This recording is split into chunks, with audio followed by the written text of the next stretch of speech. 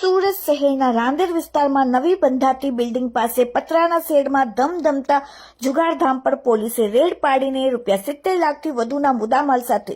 13 જુગારીઓને રંગે હાથ ઝડપી પાડ્યા. રાંદેર પોલીસ સ્ટેશનના બંને ઇન્સ્પેક્ટરના સૂચના અને માર્ગદર્શન હેઠળ રાંદેર પોલીસ સ્ટેશનના સર્વેલન્સ સ્ટાફના માણસો દારૂ જુગારની ગેરકાયદેસર પ્રવૃત્તિ અટકાવવા માટે જ્યારે પેટ્રોલિંગમાં હતા ત્યારે રાંદેર તાડવાડી પાસે આવતા જ તેમને અંગત વિશ્વાસુ બાતમીના આધારે રાંદેર ઓમકાર રેસીડેન્સીની બાજુમાં નવી બંધાતી બિલ્ડિંગ પાસે પતરાના શેડમાં કેટલાક ઇસમો ગંજીપાના રૂપિયાની પૈસાની હાર જીતનો જુગાર રમી રહ્યા છે અને હાલમાં પણ ત્યાં જુગાર ચાલુ છે. જે બાતમીના આધારે તાત્કાલિક રાંદેર પોલીસે ત્યાં રેડ પાડીને રંગેહાથ 13 જુગારીઓને ઝડપ્યા, જેમાં એક મોહમ્મદ સબીર મોહમ્મદ ઇલિયાસ અલહાદીસ રહેવાસી બંબા ગેટની પાછળ Barkat apartment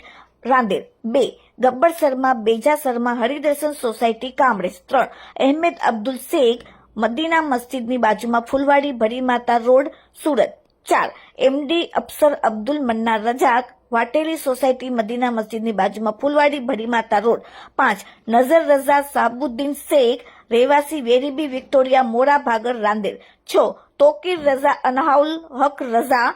residency sugar road સાયન્સ ઓલપાડ, 7 મોહમ્મદ જમાર મોહમ્મદ સગીરુદ્દીન રહેવાસી વેરીબી વિક્ટોરિયા મોરા ભાગર રાંદેર, 8 મોહમ્મદ અખ્તર